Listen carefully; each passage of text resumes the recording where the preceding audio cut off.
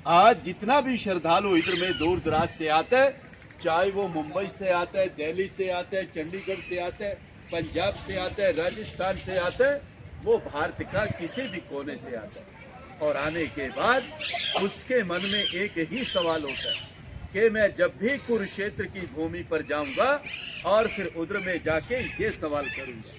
उनका सवाल होता है प्रभु जी सीधा सादा सा कि हमें वो लाल मिट्टी तो बताइए कि किधर है, क्योंकि उस समय बहुत ही भयानक युद्ध हुआ था और युद्ध के कारण ही वो पूरा का पूरा धरती लाल हो गया।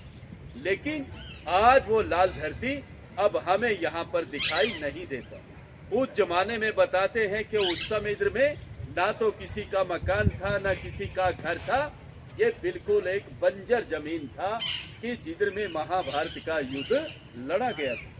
आज हम जिस पवित्र भूमि पर आए हैं ये है मध्यम यानी कि सेंटर पॉइंट के जहां पर से भगवान कृष्ण जी ने अर्जुन को गीता सुनाया। जब अर्जुन को यहाँ पे आके मोह हो गया कि मेरे चाचा, मेरे दादा, मेरे बंधु मेरे अपने तो हैं प्रभु, मैं मारूं तो किसको मारूं, तो भगवान कृष्ण जी ने फिर इस जगह से कह दिया अर्जुन अगर तू नहीं मारेगा तो मारे ये सब जाएंगे, इसलिए उठो और युद्ध का तैयारी करो।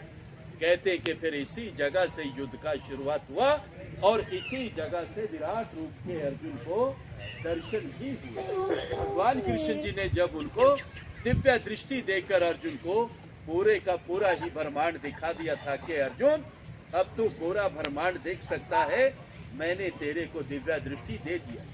कहते कि फिर इसी जगह पे आके अर्जुन का जो मोह था वो पूरी तरह से भंग हो चुका था।